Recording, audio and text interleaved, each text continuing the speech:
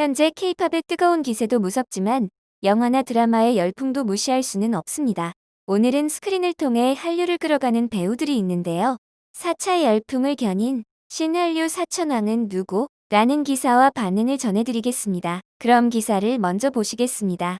한때 큰 인기를 끌었던 겨울연가의 윤사마로 불리며 일본 중장년 여성의 마음을 사로잡았던 배용준을 비롯해 장동건, 이병헌, 원빈은 한류 사천왕으로 불리며 2004년을 전후에 일어난 1차 한류 붐을 이끌었다.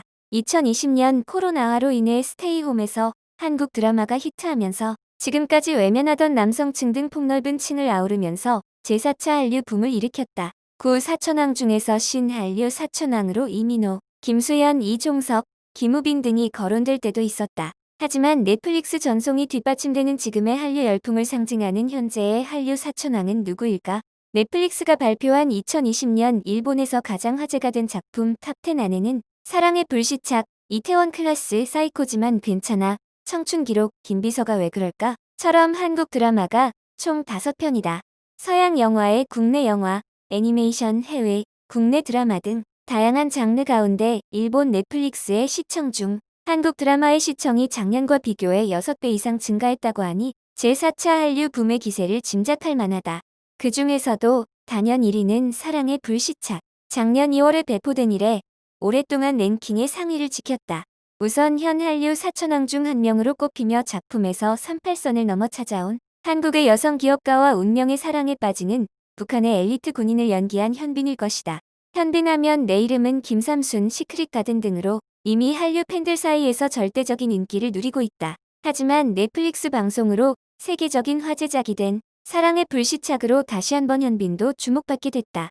차기작은 영화 교섭. 중동에서 발생한 한국인 납치 사건을 그리는 정치 서스펜스로 영화 국제시장의 황정민과 공동 출연한다. 두 번째는 화제작 탑10에 2위 이태원 클라스에서 주연을 맡은 박서준. 복수를 가슴에 품고 외식업계 정상을 향한 청년과 그 동료들과의 사랑과 우정을 그린 통쾌 성공 스토리로 자신의 신념을 우직하게 관철하는 주인공을 열연해 한국은 물론 일본에서도 폭발적인 데이트를 기록했다. 개그맨들이 그 재미를 버라이어티 프로그램 등을 통해 전파하거나 SNS를 통해 주인공 박세로이의 밤톨머리를 따라한 게시물을 투고함으로써 한류 팬들에게도 널리 퍼지게 되었다. 덧붙여서 박서준이 나르시시스트인 츤데레를 연기한 김비서가 왜 그럴까도 화제작 탑10에 랭크인 이태원 클래스의 인기에 불이 붙었던 그의 과거 출연작도 주목받게 된 것이다.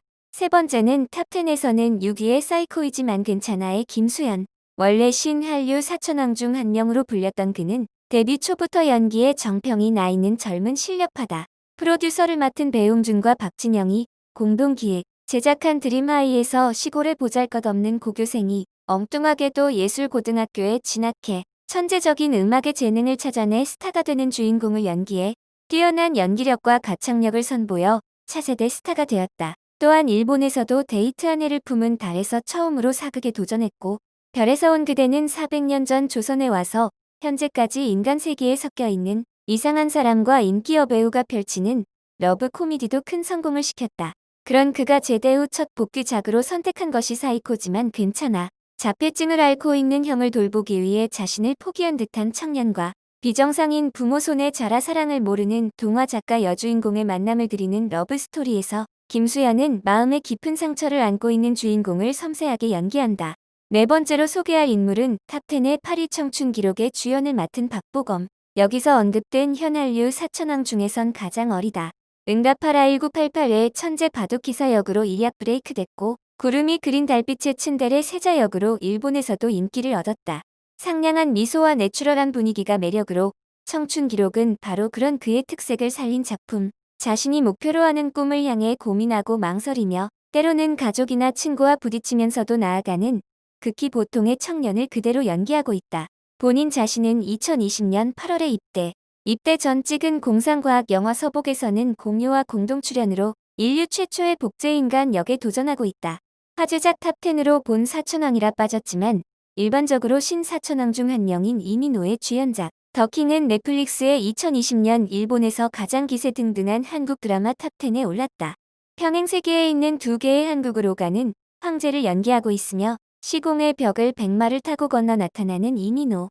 한국판 꽃보다 남자에서 재벌 후계자가 잘 어울렸지만 역시 왕자 캐릭터는 빠져든다. 덧붙여 그의 차기 작은 애플 TV 제작의 드라마 파친코. 한국계 미국인 이민진 작가의 소설의 드라마화로 출연. 한국, 미국, 일본을 넘나드는 스토리인 것 같다. 넷플릭스 배포의 더 킹으로 세계의 얼굴을 알린 이민호의 신작. 첫 본격적인 미국 진출작은 어떻게 될지 기대된다. 2021년은 군 생활로 빠진 박보검을 빼고도 현재 주목을 받고 있는 한국 배우들이 어떤 행보를 보여줄지 기대가 됩니다. 이어서 일본 반응 함께 보시겠습니다.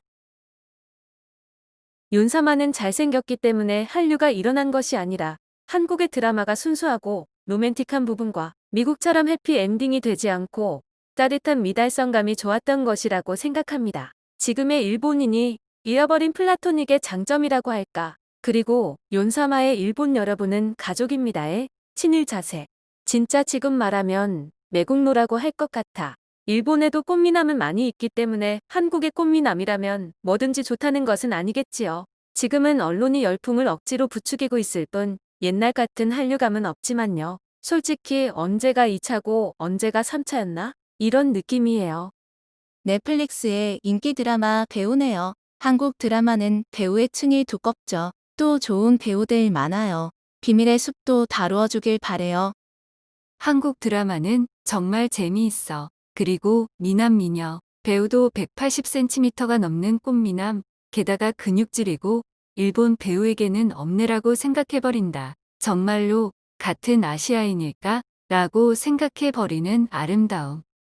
한국인이고 혹시 성형을 했는지 알면서도 스토리가 재미있고 미남미녀라서 빠져든다. 드라마의 짜임새가 담겨 있죠. 일본 드라마도 한국 드라마의 리메이크가 느는 것도 납득이 간다. 아는 와이프도 목요일부터 시작되는데 기대돼요.